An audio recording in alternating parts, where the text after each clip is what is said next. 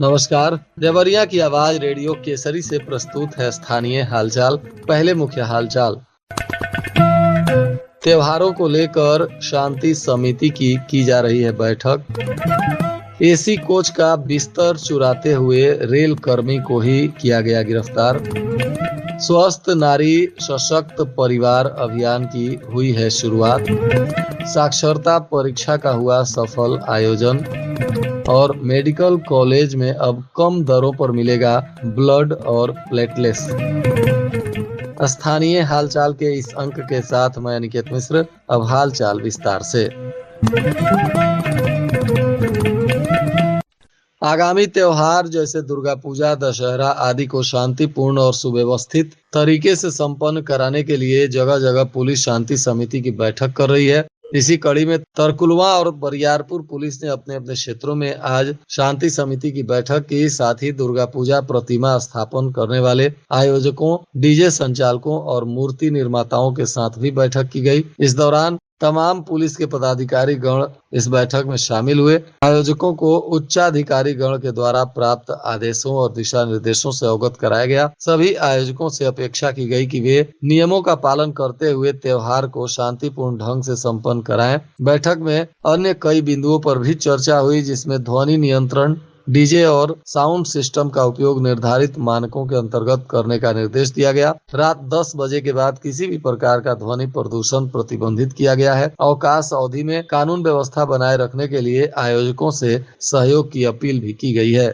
रुद्रपुर सामुदायिक स्वास्थ्य केंद्र पर स्वस्थ नारी सशक्त परिवार अभियान का शुभारंभ विधायक जय प्रकाश निषाद ने किया। उन्होंने कहा कि भारत की नारियां दुर्गा, सरस्वती और लक्ष्मी की स्वरूप होती हैं। पूर्व राज्य मंत्री जय प्रकाश निषाद ने कहा कि पूरी दुनिया में भारत ही एक ऐसा देश है जहां नारी को देवी का रूप माना जाता है। पीएम मोदी ने भी महिलाओं को विधायिका, कार्यपालिका और न्यायपालिका में आरक्षण देकर पुरुषों के समान खड़ा कर दिया है। समूह के बराबर से बहनों को रोजगार मुहैया भी कराया जा रहा है। इससे पूर्व उन्होंने बेटी पैदा होने पर 20 महिलाओं को बेबी किट और राष्ट्रीय स्वास्थ्य मिशन कार्यक्रम के तहत टीबी के 5 मरीजों को पोषण पोटली भी वितरित किया।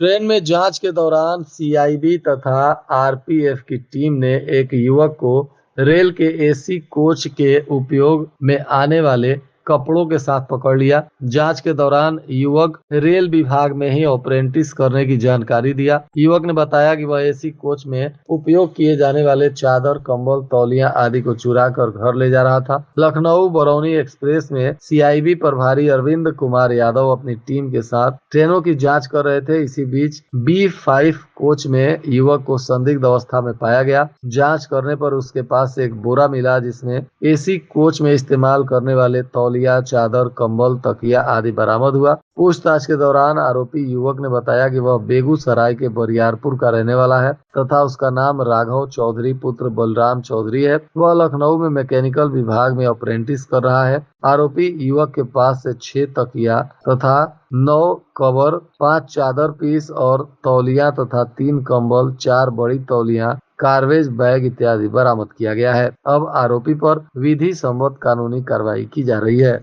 नव भारत साक्षरता कार्यक्रम के अंतर्गत 15 वर्ष और उससे अधिक आयु वर्ग के चिन्हित असाक्षरों के लिए विशेष कक्षाओं का संचालन सफलतापूर्वक संपन्न होने के उपरांत साक्षरता परीक्षा का आयोजन किया गया। इस परीक्षा का आयोजन जनपद के लगभग 650 परीक्षा केंद्रों पर किया गया, जिसमें लगभग 11,000 असाक्षरों ने उत्साह पूर्वक प्रतिभाग किया। यह परीक्षा असाक्षरों के लिए अत्यंत महत्वपूर्ण है, क्योंकि मूल्यांकन के उपरांत सफल प्रतिभागियों को NIOS के द्वारा साक्षरता प्रमाण पत्र भी प्रदान किया जाएगा। इस प्रमाण पत्र के माध्यम से उन्हें साक्षर के रूप में औपचारिक मान्यता भी प्राप्त होगी।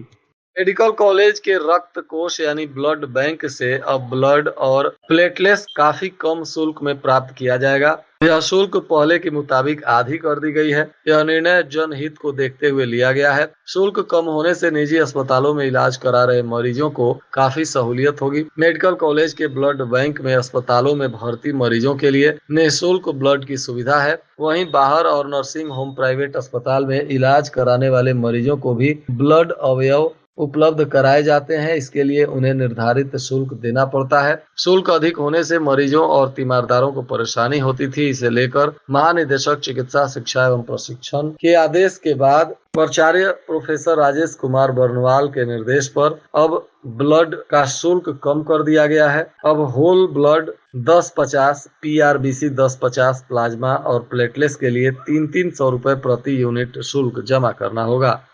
संपत्ति के बैनामा में 20,000 से अधिक रजिस्ट्रेशन फीस होने पर अब ऑनलाइन जमा करना होगा। प्रदेश में पहले 5 के बाद अब देवरिया समेत 10 और जिलों में यह नियम लागू किया गया है। महानिदेशक निबंधक ने पत्र लिखकर ऑनलाइन शुल्क जमा करने का निर्देश दिया। संपत्ति के वैल्यूएशन पर स्टैंप और पंजीकरण शुल्क लगता है। ऑनलाइन शुल्क जमा करने से बड़ी संपत्तियों की रजिस्ट्री की तत्काल जानकारी होगी। जमीन, मकान और दुकान आदि की रजिस्ट्री को निबंधन विभाग में नए नए नियम लागू किए जा रहे हैं। रजिस्ट्री करने, रजिस्ट्रेशन शुल्क और स्टैंप शुल्क जमा करने में किसी भी तरह की धांधली न हो, इसके लिए शासन के द्वारा पुख्ता इंतजाम किया जा रहा है।